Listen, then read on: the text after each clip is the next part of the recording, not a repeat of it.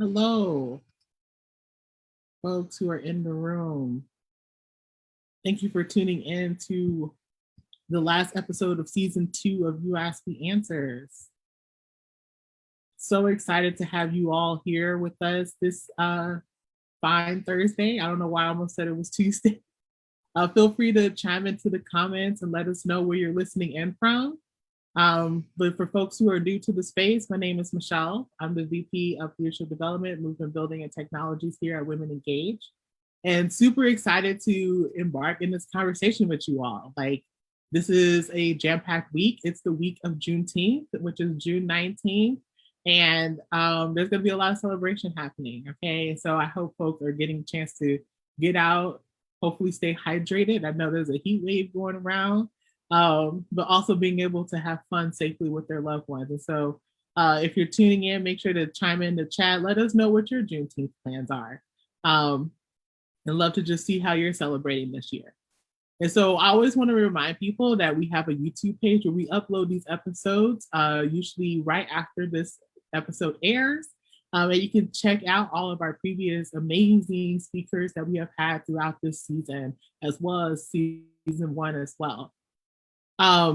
Next thing that we have coming on is that we have a new petition for our hashtag Why We Fight.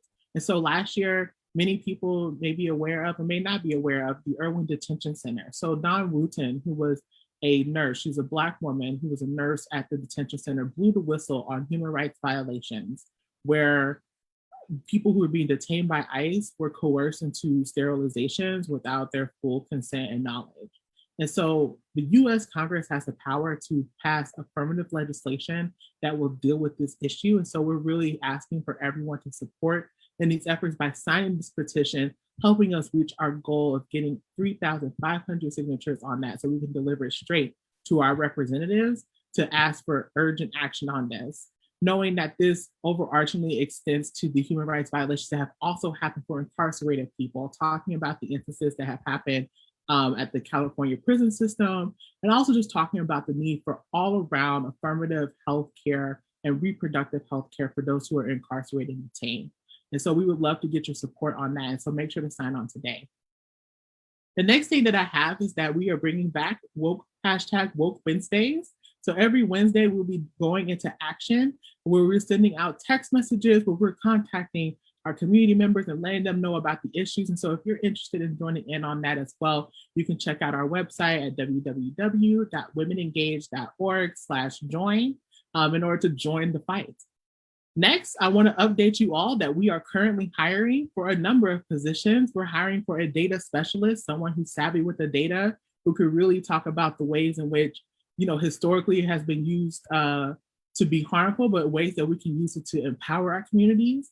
We're looking for a development associate, and we're also looking for a senior policy manager. And so if these positions seem of interest to you, you could also get more information at our website, www.womenengage.org. And so, like I mentioned at the top of the hour, it's Juneteenth week. And when we think about Juneteenth, it definitely comes up with the conversation of reparations. And so you all may remember from our first episode with Tamara Shealy, we talked about the bill HR 40, which has finally made it out of the House committee earlier this year, which means that it could be considered to a vote by our House legislators. But that doesn't just happen overnight. We have to continue to put pressure on our legislators to make sure that they hear this vote so it could pass through the House and then over to the Senate.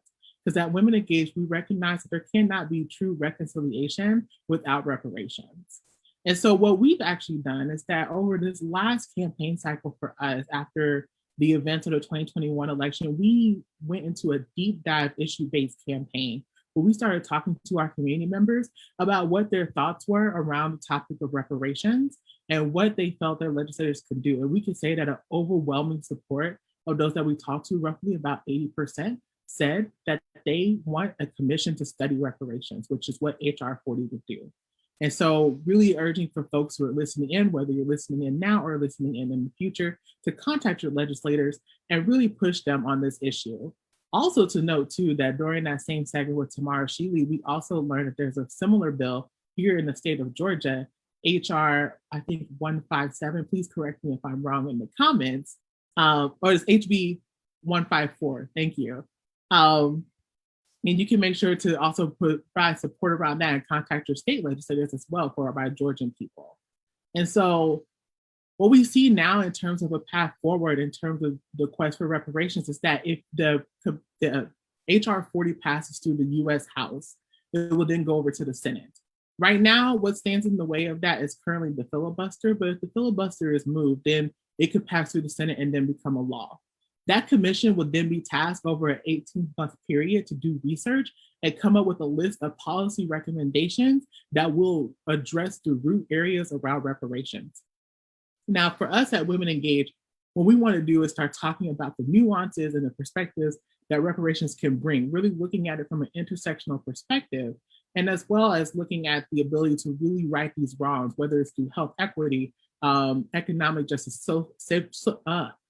sometimes y'all, safety net programs, and so many other things. And so that's why today, we want to just have a very great conversation, just to invite imagination and it's a celebration, right? And the thing is that we all can have a vision for what reparations looks like, what it can take, how we can get there, and how we just envision overall, like what true collective liberation looks like, especially for Black folks in America.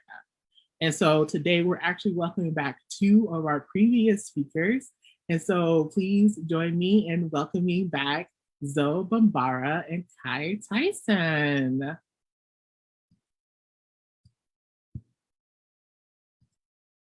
Hey y'all, how are you doing today? Pretty good, pretty good. I'm feeling good today. I'm glad. I know usually at the top of these segments, I do like a little bit of a bio, but this is going to be a plug for folks who didn't tune in. Both of their episodes are on our YouTube page. You can check it out there, but I wanted to both give you all the floor just to talk a little bit about yourself, just in case we have people who are new to the space who may not be familiar with who you are. Cool. I can go first. I see those muted, so I can go first. My name is Khye Tyson. I use they, them pronouns. I am the founder and creatrix of Khye Reproductive Justice Center here in Atlanta. I created Khye about 3 years ago to serve as a bridge between reproductive health and reproductive justice, specifically for queer and trans Black families and other families who fit in intersections that aren't often acknowledged. And so I work as a doula, as an educator, as a healer, and all those things kind of combine to create Khye Reproductive Justice Center. So I love to have conversations about how we can get free and what the future can look like, because I think it's our job to start building that now. So yeah, I'm excited to be here, and thank you for having me. Hi everyone, I'm Zoe. I am I guess you could say community organizer and student. I go to Morris Brown College, and I am also an intern here at Women Engaged. Yeah, it's pretty much, I led a lot of protests last summer during the uprisings in Atlanta, and I also did a lot of stuff in Louisville, Kentucky. But yeah, that's pretty much me. Thank you for having me again. No problem. Thank you for being here. Because I was about to say, so if you was about to end that early, I was about to be like, okay, now don't make me pull back out this bio. Like, don't make me pull it back out. But I'm so glad to have you all back here. And so I'm just really excited to kind of again, invite imagination into the conversation. And for folks who are tuning in, we'd really love for you all to also join in as well. This is just a collective time for us just to start thinking about it. But before we get into the topic of reparations, let's talk about Juneteenth for a little bit. I know for myself, I was sharing to you all before, I was aware of Juneteenth, not as a child, but as I got older, late teens, 18 years old. But I didn't actually celebrate until I moved to Atlanta about almost 7 years ago now, because that was the first time I was seeing a celebration. For folks who are not from Atlanta, just so you know, Juneteenth parade be popping. I love it. I love being out there with the people, even though I usually don't like being around people, but for Juneteenth, I'll make the exception. And just seeing the explosion of celebrations and the markets and the food and stuff has always been really great to me. And so I'm just curious to hear from you all. What was your coming into Juneteenth like? And do you celebrate, and how so? I found out about June. Well, I think I've always known about Juneteenth. I don't think we really, I want to say we've done like fireworks for a couple of years. And of course cookouts, but it's never been like a huge celebration. But I think ever since, well, not ever since last year, but I think last year really sparked a lot of people to really celebrate it. I've been seeing so many events for this weekend, like clubs, bars, cookouts, things like that. So I see a lot more people celebrating it now, but it's always been, at least if we don't like celebrate, we'll at least acknowledge that it's Juneteenth weekend. But yeah, that's what my family's always done. I didn't grow up celebrating Juneteenth. I think I found out about it in college. I'm from Nashville and I went to school in Kentucky. And I remember like maybe like my senior year of college that summer, like I stayed in town and they had like a small Juneteenth celebration that was like, it was like all the Black community organizations had tables and they had some food and they had games for the kids. It was cute. It was at a park. It wasn't nothing huge. But I remember going to that with my friends and I was like, oh, okay, Juneteenth. I never heard of this, but I'm here for it. Or maybe I had always like heard the story, but had never celebrated. I feel like I knew the story before I had been to my first celebration. But also I want to shout out, so in Kentucky, specifically in Russellville, Kentucky, which is like, it's like an hour from Nashville. Like it's close to the southern border of Kentucky and Tennessee, but they celebrate the 8th of August. And that's really similar to Juneteenth for them. And so like I was working with high school students from the area, and a lot of the Black students were from Russellville, and they were like, oh yeah, 8th of August is coming up. I got to get my outfit. I got to get this and that together. And, the basketball tournament. And I'm like, wait, what is 8th of August? This sounds lit. And they were telling me about it. And I learned a little bit more. And it's really similar to Juneteenth, but specific to like the Kentucky area. So I also want to shout out that like Juneteenth was Galveston, and that way it was Texas, and like it was big down there. And there's other regional celebrations too, because we always love a good celebration of cooking out and hanging out with family. So yeah, that was my first. I think I learned about those like within the same year. So yeah, it was really cool to know that. That is amazing. And I didn't know that. So I just learned me something today. Like, and that makes me, I feel like super inspired to like go and like do some research now into the regions too. Like, because I didn't even think about that. Like just, yeah, I just didn't think about that. So thank you. And so I guess like, what are some of y'all favorite things about Juneteenth? Is it like the history of it? Is it like the cultural aspects? Is it the cookouts? Like, I mean, I'm just curious. It's the plates. No, I think it's just that for me, it's just like when Black people celebrate life in whatever form, whether it's a wedding or a funeral or a baby being born or whatever, like it's always lit.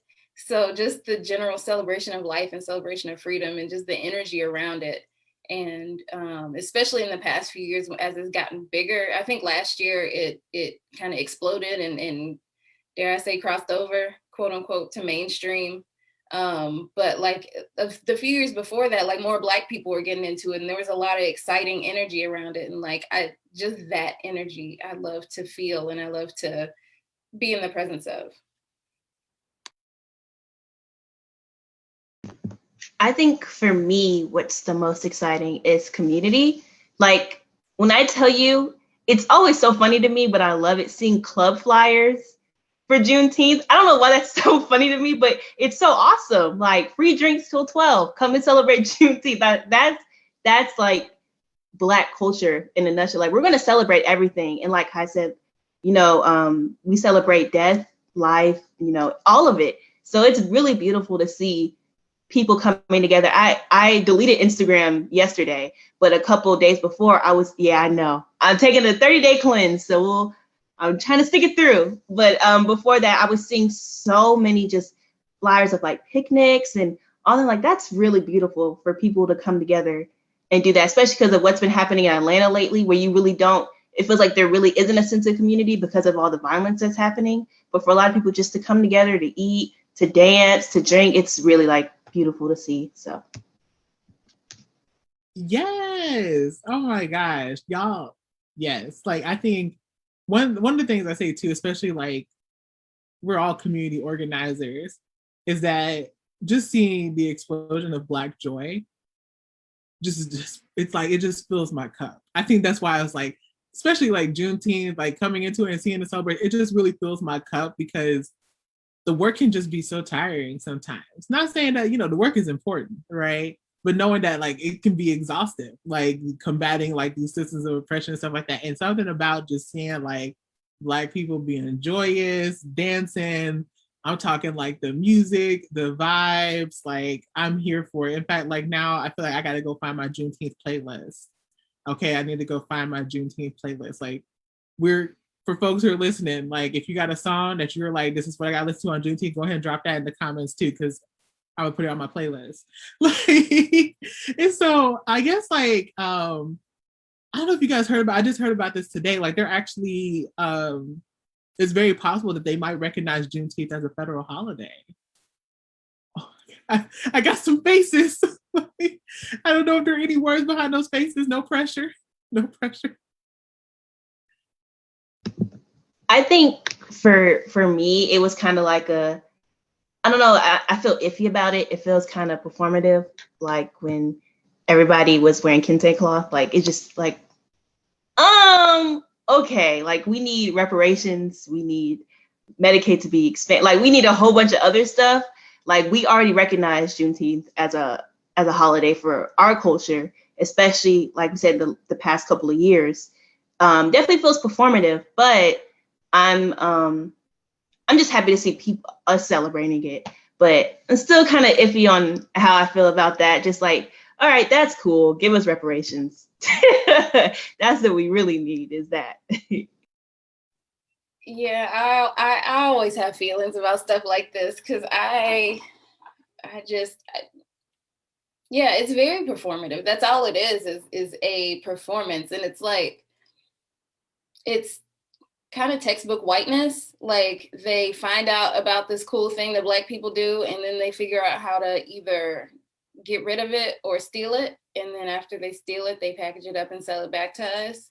But then they just like, they added the extra layer of like, hey, we're gonna make this a federal holiday so everybody can get the day off. And it's just like, that's not even the point. Like, that's not even like, just like when y'all try to translate our language and y'all get it wrong, like it's just wrong. And it's not even a good faith kind of thing. It's just like, now y'all are just playing in our faces. Like now y'all are just, like you said, there's Medicaid expansion that needs to happen. Like babies are being taken away from their parents. Like there's still babies in cages at the border. Like, why are y'all even talking to me right now? So yeah, what? Yeah, I'm gonna stop there. No, it's okay. I appreciate y'all so much and for bringing that up, and I understand because it's just like there's so much that's happening. But I'll say my only silver lining about this is that like I'm here for Black people getting a day off from work to go celebrate Juneteenth with hopefully some holiday pay. You know what I'm saying? That's the only thing. Like, okay, maybe like yeah. That's always nice. We still gonna be at the cookout, but now I guess people ain't got to necessarily call out if they're working a federal job, right? Like it's just like, I was like, okay. I know someone on Instagram brought up that like it's always ironic because when stuff is a federal holiday, like Labor Day, Labor Day was created by like labor unions and the labor movement and all that, and then the people who end up working Labor Day are the essential workers who were, dissuaded from unionizing. And so it's just like, who's going to be stuck working on Juneteenth? The Black people, the essential workers, like, so yeah, I'm all for folks getting a day off and all that, but also like Chet don't need a day off. Elizabeth don't need a day off. Sarah don't need a day off. Like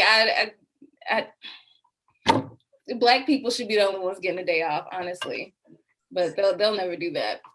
Yeah, I mean, look, I understand because it's like I really wanted to have that space for people to like be able to celebrate and stuff like that. And that too, like that makes me think like I just feel like one day I want to get to a point where this is just my own personal like blue sky thinking, to quote my colleague Mashara, about like I want to get to a place where like I have a house And for Juneteenth, I cook a bunch of food and just take it to a bunch of Black essential workers for Juneteenth. Like, here you go, get you some Juneteenth food for you. You know what I mean? Like, because I think definitely to your point, like really addressing that, like a lot of our essential workers are Black folks who are, you know, definitely who won't necessarily be able to participate in that same kind of way. And so I appreciate you just for like bringing that into the discussion. But I guess to like move us along and to both of your points, like we need things, okay? We need reparations. We need to like really solve the ongoing crises that are happening in the Black community. And so, you know, I'm just gonna start with the first question. And this is the question that we also asked people when we were phone banking them. It's like,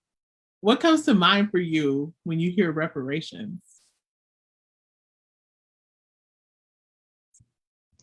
For me, it's not money, it's opportunity. So, and not just opportunity, just like healthcare for everyone, schooling if they want it, like college, free college, I think is another thing. Like I always said, Ivy League should be free to Black people. I've always said that.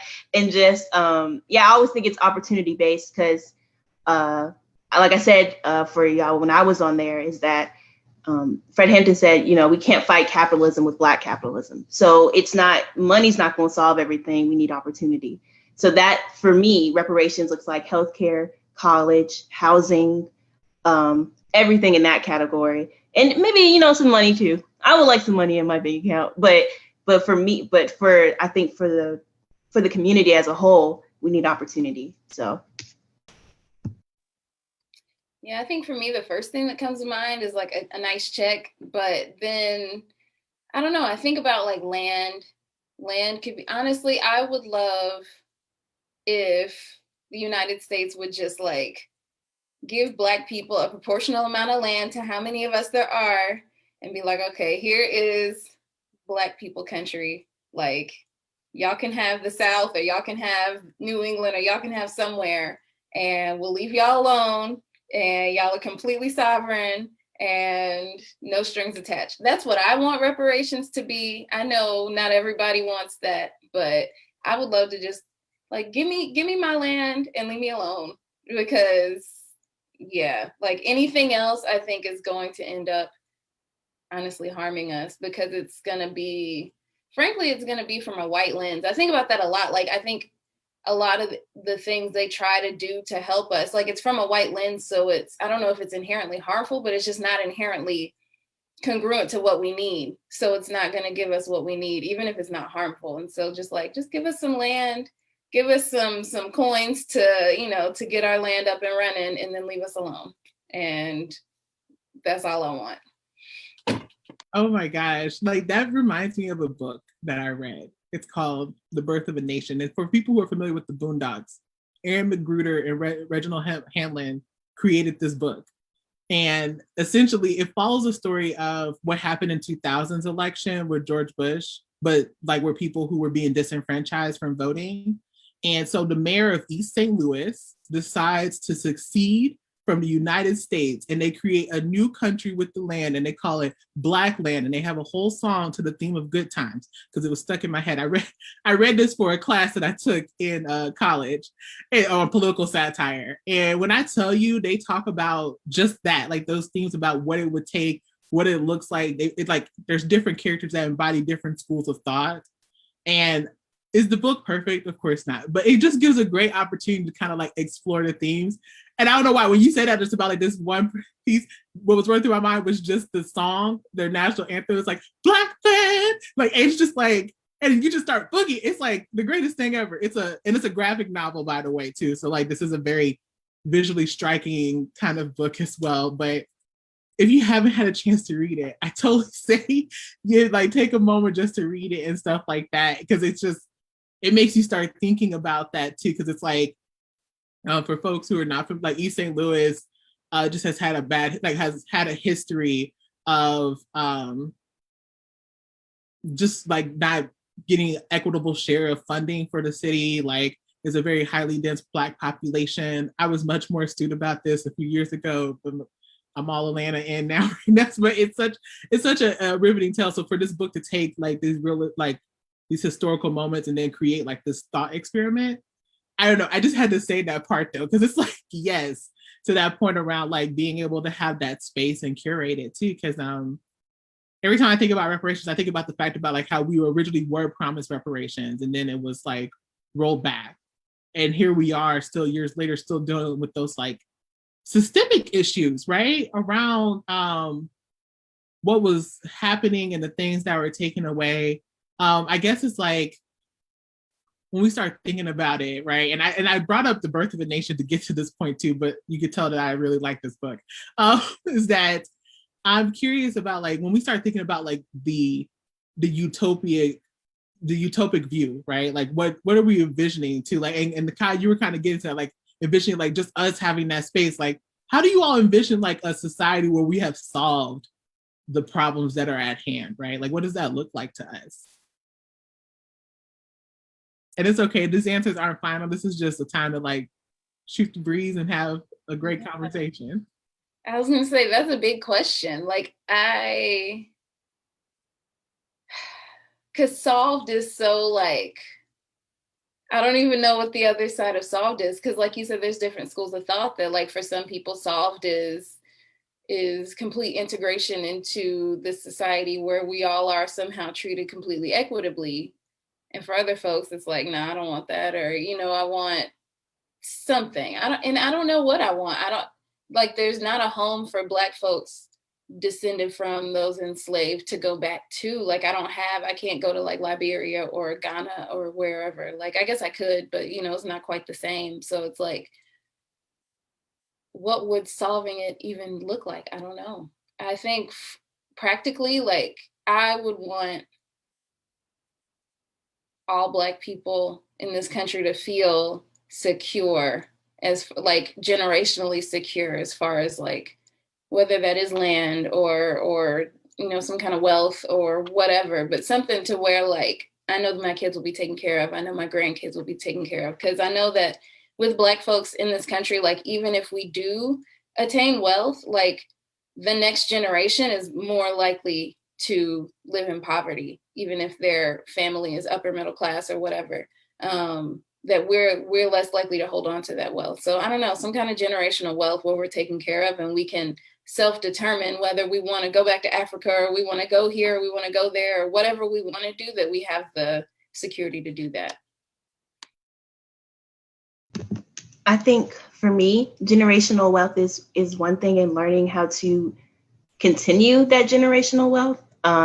Because one thing, of course, in high school, I always thought that we should have learned stuff that we could actually use in life, like how to file taxes or, you know, how to save money, things like that, because I'm horrible. And taxes, the idea of taxes scare me. So like high school classes on that would be pretty awesome. But yeah, generational wealth, and also unlearning a lot of generational, I guess, trauma or things that we do.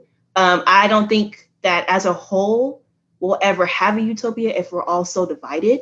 And I said this, I was talking to somebody earlier, and I was saying how when you fight for Black people, you have to fight for all Black people. So if it's, you know, addicts, if it's sex workers, if it's queer Black, you have to fight for everybody and want everybody to be happy and living in their Black self, you know, freely. So, but a lot of Black people don't agree with that. And it's based off of generational trauma and generational curses and things like that. So for me, it may not happen in my lifetime, but to unlearn a lot of stuff that we learned due to colonialism and imperialism and things like that. So that's for me, that's what a utopia, I guess, looks like. It's unlearning generational curses and things that we didn't think like this when we were back in Africa. But of course, due to colonialism and all that stuff, we now have those ideals that a lot of hotels think that are okay, because they may think that's okay, but it's not.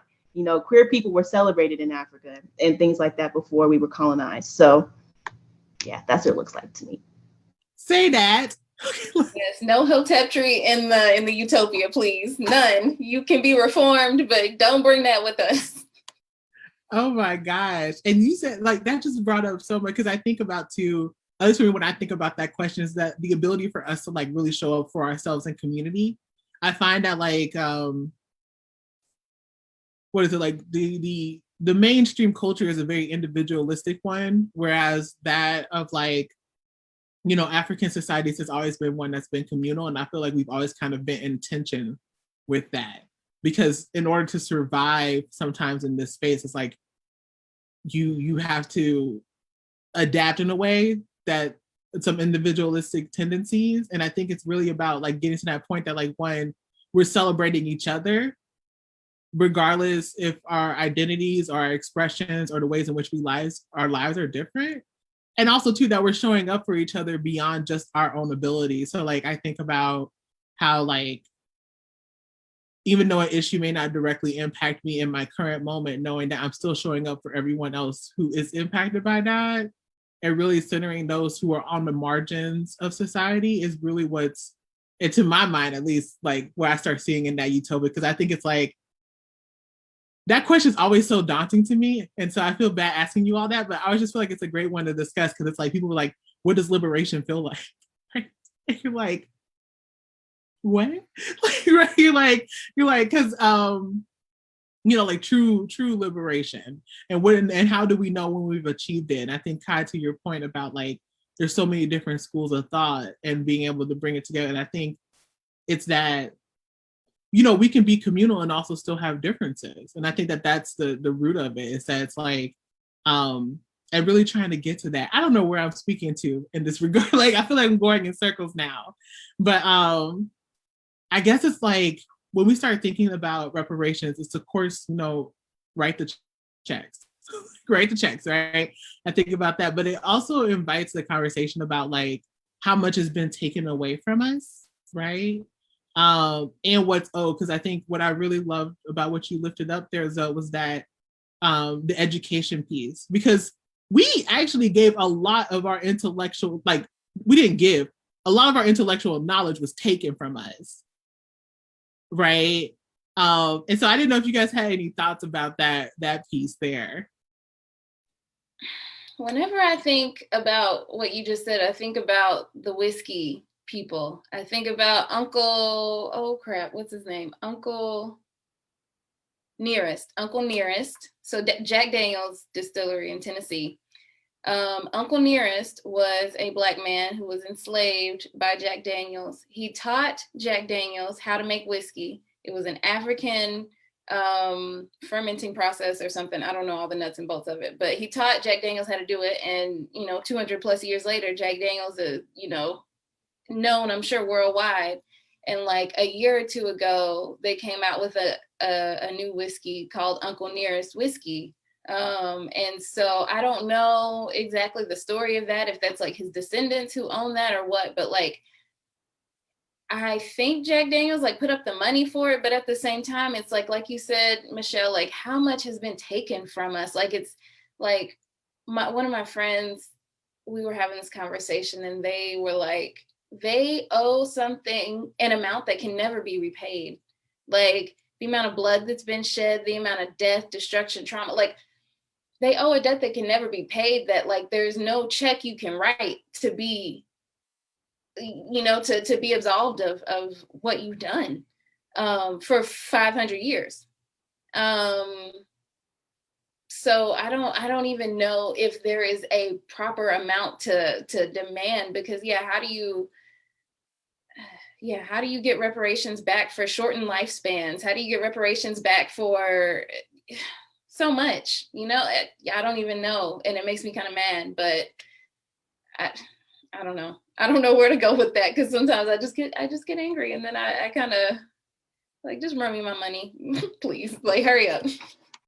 No, that's real, and I appreciate you for naming that, because it's like when you really think about it, it's like so much was taken, like intellectually, physically, emotionally, spiritually, culturally, right? And then I'm even thinking too about like post emancipation, right? And the things that were continuously still taken from us, right? When we start talking about Jim Crow era stuff, lynching, the rampant sexual assault that was happening, there was just so many different things that have continued to happen that, like, to your point, like, what is that amount? And I think that's why, like, at least for us, it's like, it's an amount and then some, right? It's an amount and we need these programs, and it's an amount and these services, right? Because it's like, you can't just write a check just for that and think it's done. And I think that, like, at least for us, when we started doing the initial studies around where people were thinking about reparations, I thought people were going to just say about writing checks and stuff, but we actually found that, like, while that was like the second highest outcome, people were saying that we actually need a combination of both. And so it seems like people are already in that mindset, because like, I think before, you know, at least for me, coming into reparations, like as a topic of conversation, has always been something that's been economically slanted. Like, it's always been about like writing a check.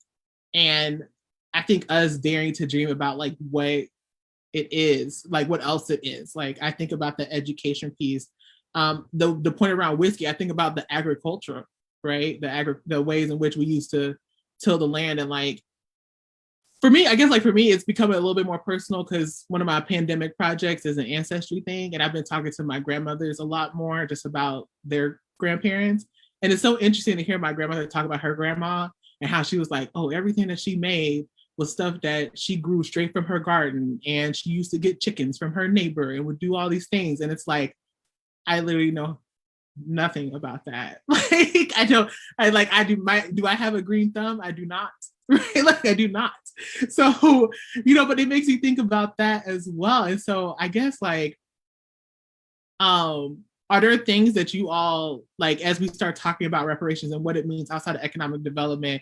I know, Zoe, you mentioned around the education, but are there other programs or things that you are like, run me that back right now? Like, yeah. You can go ahead, Khye. Okay, I was gonna say, Michelle, you said something about, so with reparations and all that, like, we're talking about stealing the culture. Like, so much colonization is still actively happening to us, and colonizers, how do I say this? Colonizers teach their children to be colonizers, and I see it even in 2 and 3 and 4-year-old, like, working in childcare. It's kind of scary, honestly, to see like 2 and 3 and 4-year-old white boys being baby colonizers, because it's that ingrained in them. And like, just thinking about, like, slavery's not over. Like, the prison industrial complex exists. Like, they're killing us in hospitals, they're killing us in prisons, they're like all these things. Like, reparations truly would be like all the, like, I guess they're never going to give us reparations because the system relies on Black people and Black bodies. And I hate to say Black bodies because it sounds so like separated from our humanity, but literally it relies on our bodies, whether it's in prisons, in essential work positions, in agriculture, in raising their kids, whatever it is. Like, it's just like just the reparations, I feel like, would be like taking us out of the prison industrial complex, taking us out of, like, taking police out of our communities, defunding the police and giving us that money for ourselves. Like, I feel like that's true reparations, is to stop colonizing us in real time and stop harming us in real time, and do everything in your power to reverse that. And I think until they stop harming us in real time, and they acknowledge that they're harming us in real time, and that they're killing us in real time, there will never be reparations. And like, whatever paltry little checks they do write, or that they lie about writing, because I just seen a thing on Instagram that said, like, in the past year, only like 1% of all the pledge monies from all these corporations has actually been like given to the organizations that they pledged them to. So like, y'all just lying about writing checks. Y'all not actually writing checks. So like, yeah, anything other than stopping the systems that harm us, I think is shallow and just shallow. And I think, kind of just to piggyback off of that, I think for me, I don't want anybody speaking for me for what my family needs. And there are so many people across this country who need different things. Like my cousin, she really wants like 4 acres, right? I don't know what I would do with 4 acres. I'm good. Just give me a house, give me a little bit of land for like a garden, and I want free college. That's what I would want. And so I think reparations looks different for everybody. And we shouldn't have people speak for us for what reparation looks like for us as a whole, because we're like, our community is just, it's different. Like it's a spectrum. There's poor, there's middle class, there's the 1%. Like there's a lot of different people who need different things. And I know we talked last week, I was saying, I don't want to sit at the table, I want to break the table. And breaking the table means that should be nobody speaking for me for what I need. So like, of course, I would want everybody to be able to decide what they need and what they see as reparations for them. Because I can tell you now, if I had 4 acres, I want to know what to do with that. I would not. Like, that sounds so stressful for me. But I would, like I said, I would love a house that's been fully paid for. Don't give me a car because I hate driving. But I want free college and maybe like groceries paid for the rest of my life. That sounds beautiful. But like, but like reparations looks different for everybody. So, yeah. Oh my gosh, I brought up so much. First of all, like, yes, to the reparations looks different for everybody. And I think that's why it's so important for us just to even have dialogue like this, right? Like, I think, again, it's like oftentimes when we're talking about the issues, like any issues really, it's often handed as like, this is what it is and this is what you need to believe. And I think inviting conversations like this, where we could talk about like, what are people thinking? What are your thoughts as an individual, right? In terms of reparations. So then now we can like, bring this all together and like say this is what, because I think, you know, it's not a one slated solution. It's not going to be solved overnight. It's not going to be one policy either, but it's going to be a collective effort of a lot of systemic changes, a lot of people really becoming activated in that, and really just digging into that. So I just really appreciate you for uplifting it. And then Khye, you mentioned something too, and I was wondering if we could just dig a little deeper in it. I know we're coming there, but you mentioned, and I loved it, was like colonized behavior and how it like shows up at different ages. I was wondering if you could just tell us a little bit about like, what should people be looking out for? Like, to name that, because I think you know, people have been talking about colonization, but I think it's so great to like just name some concrete examples about what that looks like. Yeah. I mean, before I go into like specifics, I want to say like, we all know what it is. I think for us as Black folks, we've been gaslit as a culture for so long that like, not only do we like, before we say the word white, we like look around and like, white people. Like, not only do we do that, even when it's only us around at my, like if I'm at my house, like, anyways, that's the thing that I've noticed, that like we're not only so gaslit and socialized into like whispering about them that we can't say the truth about how they're harming us without feeling like we're going to be threatened in some way, like we're going to be lynched in one way or another. But also like we have been taught to second guess our feelings. Like we know what white people do. We might not necessarily be able to put words to it every time. We know that like, oh, you can't trust this person with this information, or you can't do this thing with this person. Like, we know that. But one thing that I think about a lot is social media and like pop culture, quote unquote, because pop culture is ultimately Black teen culture that gets appropriated by white teens in real time. And over the past, I feel like as millennials, I'm a millennial, I know I can't speak for everyone, but as a millennial, like I have seen all the way from pre-dial-up to, you know, Twitter and TikTok and this real-time movement. And so like pre-dial-up, like I remember like, okay, Cash Money had the song Bling Bling, right? That was the first time anybody ever heard that word. And it took a solid 10 years for soccer moms to start using that word. Like it took a minute. Like it went from like Black teens to like Black adults to like white teens to finally white adults. In comparison, Fleek, that timeline has like shrunk. So like Fleek, she said that, and what, a week later, white people are Fleek, Fleek hat, Fleek shirt, Fleek, Fleek, Fleek, Fleek bracelet, Fleek, like, and so it's getting just even more hyper, like even what, now it's simp, the kids are saying simp. That's old Black 70s slang, simp. That is not white kid terminology, but the white kids are colonizing from the Black kids on TikTok. The Black kids are making up the dances. The white kids are getting 10 million views and going on Ellen and getting the giant check for the same dances. Like that's colonization in real time. Like we see it and we know that it's happening, and it usually happens with children because white adults, they're not paying attention to us. White children are hanging out with the Black kids because the Black kids are cool, and the white kids they want to do the cool thing, and they might not call it colonization. They might not know that that's what they're doing.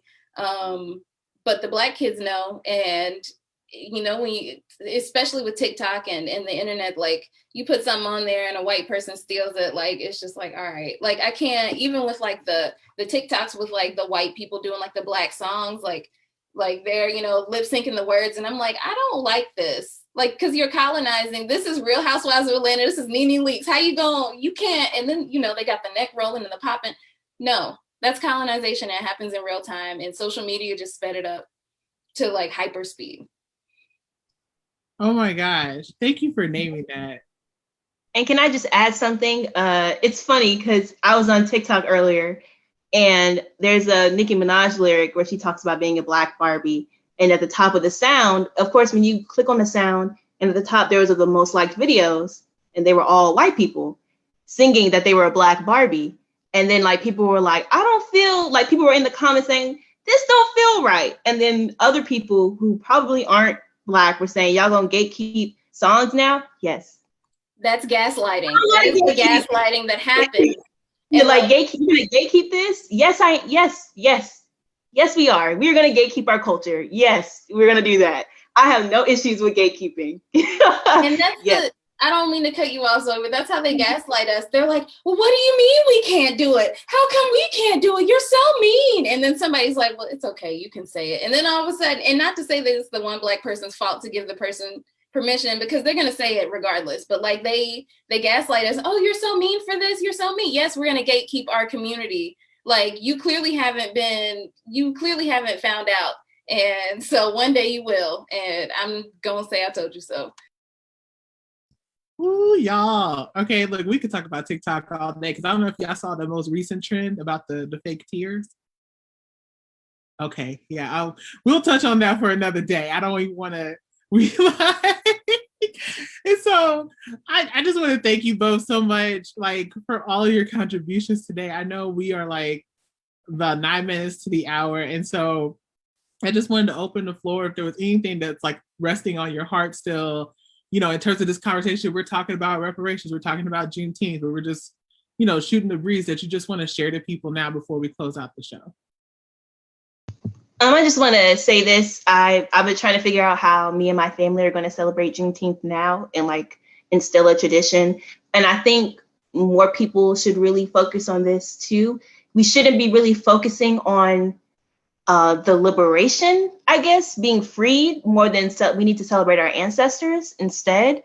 And so like, I don't want to celebrate a piece of paper that was written to free us, because we were never, like Khye said earlier, slavery was remodeled into the prison system and systemic and systematic racism. So I don't want to celebrate that in itself. I guess I want to celebrate my ancestors and everything they went through for me to be here right now. So I guess that's kind of my thing. I want to be able to find a way, maybe if it's writing letters and then burning them to submit out to the universe or anything in that nature. But I want more people to celebrate their ancestors more than anything. I love that. And like, you said that, and I was thinking like it'd be cute to have like to tell like family stories and you know, tell family folklore and stuff like that, because I think that's how a lot of stories get lost, right? That we just don't tell them, to really make intentional time to tell those stories and have those conversations about ancestors that have passed on. Yes to all of that. And so everyone who's listening, you heard it here, folks. Okay, we're talking reparations, we're talking about celebrating the ancestors, we're talking about just celebrating the longevity and resilience of our communities and our culture, while continuing to, you know, pour into our cups with all of this Black joy that's going to come our way over this weekend as we reinvigorate for the fights going forward. So thank you, Khye, and thank you, Zoe, for joining us today. And thank you for everyone who's listening now or in the future. Make sure to take a moment to sign on to that petition that I mentioned before. Again, we're hiring and all of those great things. And this is the season finale for season 2. We will be back.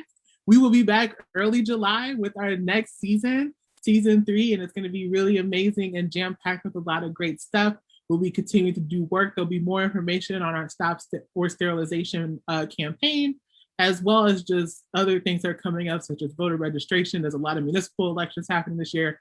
Y'all, it's going to be an amazing time. So thank you all again for journeying with us on season 2 of You Ask Me Answers. Thank you again to Khye and Zoe and all of the rest of our amazing guests. You could check out their amazing segments here on Facebook or on YouTube.